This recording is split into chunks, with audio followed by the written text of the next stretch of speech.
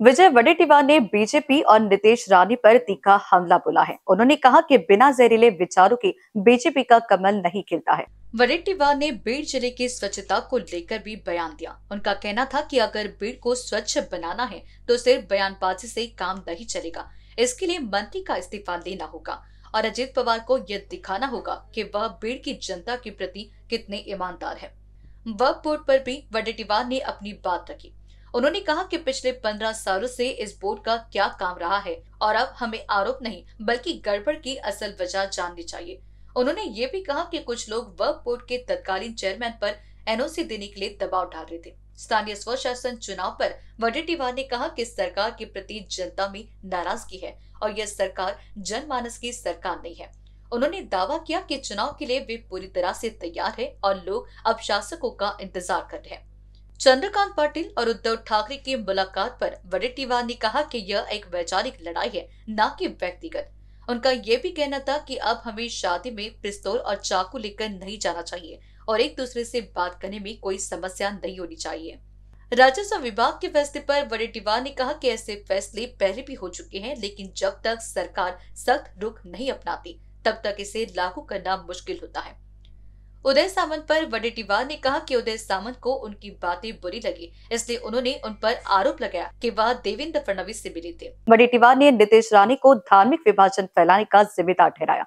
उनके अनुसार रानी के जरिए हिंदू बनाम मुस्लिम की मानसिकता पैदा की जाती है और इस विभाजन का नेतृत्व नीतीश रानी करते हैं। विषारी विचार पेरल्याशिवाय भाजपचा कमळ फुलू शकत नाही आणि त्यामुळे एक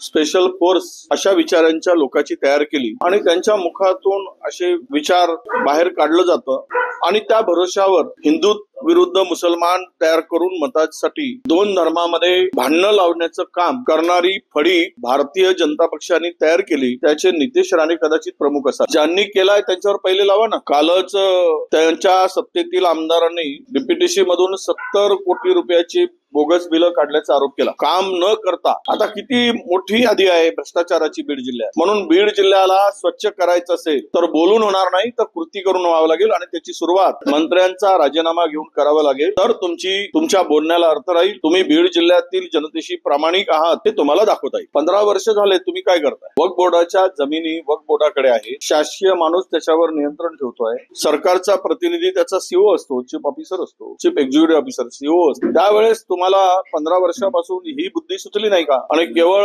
आता तुम्ही आमच्यावर आरोप करण्यापेक्षा त्यामध्ये काही गोंधळ झाला असेल तर ते पाहिलं पाहिजे। खरं तर तो आरोप म्हणून उद्या त्याला मोठी प्रसिद्धी मिळेल, पण अंबानीच्या जागेच्या संदर्भात वक्फ बोर्डाच्या तत्कालीन अध्यक्षावर काही लोकांनी, सत्ताधारी पक्षाच्या लोकांनी ते एनओसी देण्यासाठी जो अँटेलिया नावाचा अंबानींचा बंगला आहे फोन केले गेले, तिथे चालतं। मला वाटतं की वक्फ बोर्डाच्या संदर्भात ज्या जमिनीच्या संदर्भात काही आउटन झालेला याची सर्वकष चौकशी सरकारनं करावी आणि त्यांच्यावर नियंत्रण ठेवण्याचं काम कोण रोखताय त्यांना, पण आरोप करण्याची गरज मला वाटतं असं आहे की लोकांच्या मनामध्ये आता अजूनही सत्ताधाऱ्यांच्या संदर्भात राग आणि चिड दिसते। तुम्ही पाहिलात कुठेही मंत्र्यांचा जल्लोषात स्वागत झालेला दिसला नाही कुठे, आणि काही ठिकाणी प्रयत्न केला तर 200-400 माणसं दिसले, तेही आणलेली वहन केलेली। याचा अर्थ असा आहे की हे सरकार जे मुळात आलं ते लोकांच्या मनातील सरकार आहे असं दिसत नाही। त्यामुळे लोक सुद्धा आता, जनता मतदार वाट बघते आहे की स्थानिक स्वराज्य संस्थांमध्ये